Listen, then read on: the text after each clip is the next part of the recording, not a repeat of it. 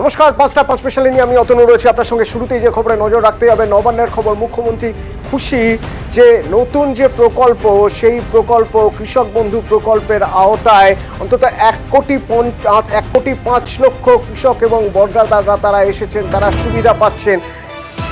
গতি এসেছে এই প্রকল্পে এবং মোট ২,৯০০ কোটি টাকা সহায়তা করেছে রাজ্য। যে প্রকল্পের আওতায় ১,৫,০০,০০০ কৃষক এবং বর্গাদার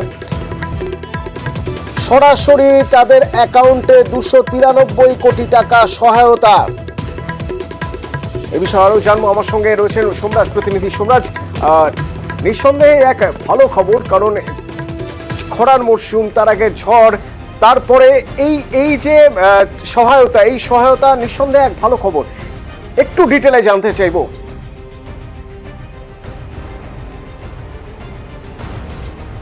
দেখো, এখানে মুখ্যমন্ত্রী মমতা বন্দ্যোপাধ্যায় এক্স হ্যান্ডেলে পোস্ট করে যে খবরটি জানিয়েছেন তার দুটি অংশ আছে। একটি হচ্ছে কৃষক বন্ধু প্রকল্প, যা ২০১৯ সালের পর থেকেই রাজ্য সরকার কৃষক বন্ধু প্রকল্প চালু করেছিল।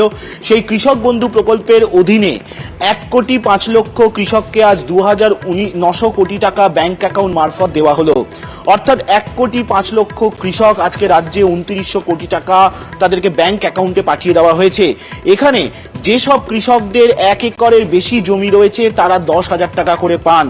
মমতা বন্দ্যোপাধ্যায় এক্স হ্যান্ডেলে পোস্ট করে জানিয়েছেন যে একদিকে যেমন এই ১,৫,০০,০০০ কৃষককে ২৯০০ কোটি টাকা দেওয়া হলো আজকে ব্যাংক অ্যাকাউন্ট মারফত, তেমনি আবার প্রাকৃতিক দুর্যোগের জন্য যাদের শস্য নষ্ট হয়েছে এবং শুধু তাই নয়, তাদেরকে শস্য বীমা যোজনার আওতায় আরো ২৯৩ কোটি টাকা দেওয়া হয়েছে। ২ কোটিরও বেশি কৃষককে দেওয়া হয়েছে এই ২৯৩ কোটি টাকা। অর্থাৎ আজকে মমতা বন্দ্যোপাধ্যায় এক্স হ্যান্ডেলে যে পোস্ট করেছেন তার দুটি অংশ আছে। একটি হচ্ছে কৃষক বন্ধু প্রকল্পের অধীনে সহায়তা দেওয়া, যা রাজ্য সরকার গত ২০১৯ সাল থেকে দিয়ে আসছে।